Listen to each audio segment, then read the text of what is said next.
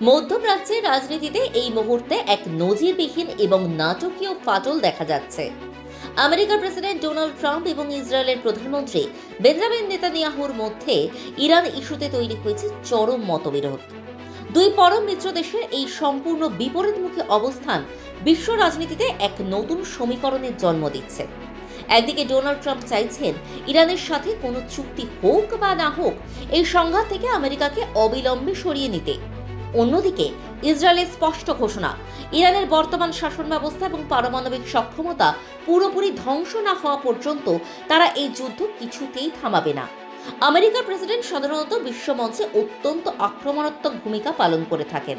তিনি কখনোই ব্যাকফুটে খেলতে পছন্দ করেন না, কিন্তু এবার পরিস্থিতি সম্পূর্ণ ভিন্ন।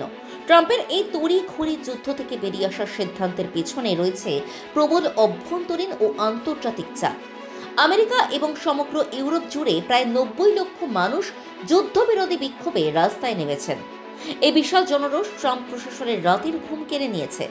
সামনেই আমেরিকায় মিড টার্ম নির্বাচন রয়েছে, আর এই বিপুল সংখ্যক মানুষের প্রতিবাদ রিপাবলিকান পার্টির জন্য ব্যালট বাক্সে এক বড় বিপর্যয় ডেকে আনতে পারে।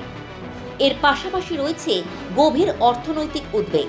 যুদ্ধের কারণে বিশ্ববাজারে তেলের দাম হু হু করে বাড়ছিল। মূল্যবৃদ্ধির জেরে সাধারণ মানুষের নাভিশ্বাস ওঠার উপক্রম হয়েছিল।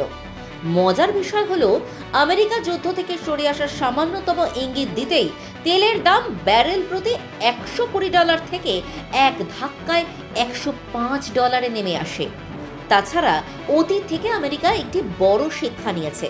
দ্বিতীয় বিশ্বযুদ্ধের পর থেকে ভিয়েতনাম, আফগানিস্তান বা ইরাক কোথাও দীর্ঘমেয়াদী যুদ্ধে জড়িয়ে আমেরিকা চূড়ান্ত কোনো লাভ হয়নি। তাই ট্রাম্প এবার লিমিটেড ওয়ার স্ট্র্যাটেজি বা সীমিত যুদ্ধের কৌশল নিয়েছেন। আমেরিকার মূল সামরিক লক্ষ্য ছিল ইরানের পারমাণবিক ক্ষমতা ধ্বংস করা।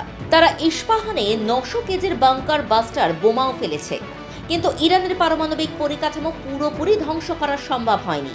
এই অসম্পূর্ণ লক্ষ্য নিয়ে ট্রাম্প এখন এক্সিট রুট খুঁজছেন। আমেরিকা যেখানে পিছু হচ্ছে, ইসরায়েল সেখানে আরও বেশি আগ্রাসী।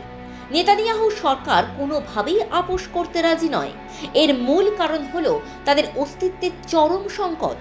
ইসরায়েল মনে করে তাদের আশেপাশের আরব দেশগুলোর চেয়ে ইরানের পারমাণবিক কর্মসূচি তাদের জন্য সবচেয়ে ভয়ানক হুমকি। ভৌগোলিকভাবে ইরান ইসরায়েলের বেশ কাছে অবস্থিত। আমেরিকা দূরে থাকায় তাদের মূল ভূখণ্ডে ইরানের হামলার ঝুঁকি কম, কিন্তু ইরানের হাতে পারমাণবিক অস্ত্র এলে তা সরাসরি ইসরায়েলের অস্তিত্ব চিরতরে মুছে ফেলার কারণ হতে পারে। ইসরায়েল সবসময় ম্যাক্সিমালিস্ট সিকিউরিটি ডক্ট্রিন বা সর্বোচ্চ নিরাপত্তার নীতি মেনে চলে।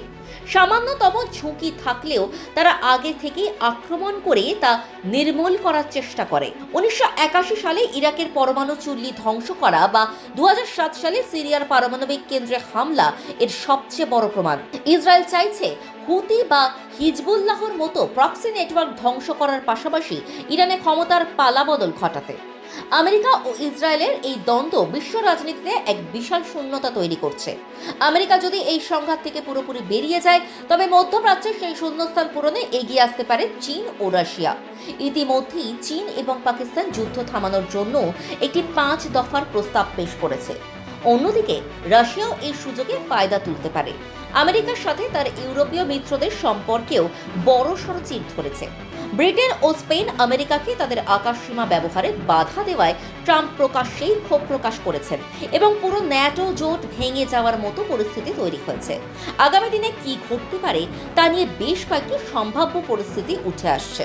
প্রথমত, আমেরিকার সৈন্য প্রত্যাহার করলে ব্যাক চ্যানেলের মাধ্যমে কিছু কূটনৈতিক আলোচনা শুরু হতে পারে।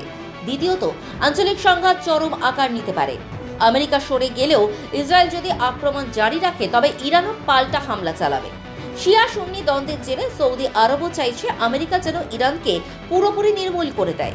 ইরান ইতিমধ্যেই মার্কিন প্রযুক্তি কোম্পানি যেমন মেটা ও গুগলের ওপর সাইবার হামলা এবং তেলের ট্যাঙ্কারের ওপর হামলার হুমকি দিয়েছে। সব মিলিয়ে মধ্যপ্রাচ্যের পরিস্থিতি এখন এক গভীর খাদের কিনারায় দাঁড়িয়ে। আগামী দিনে এই পরিস্থিতি কোন দিকে মোড় নেয়, বিশ্ববাসীর নজর এখন সেদিকেই।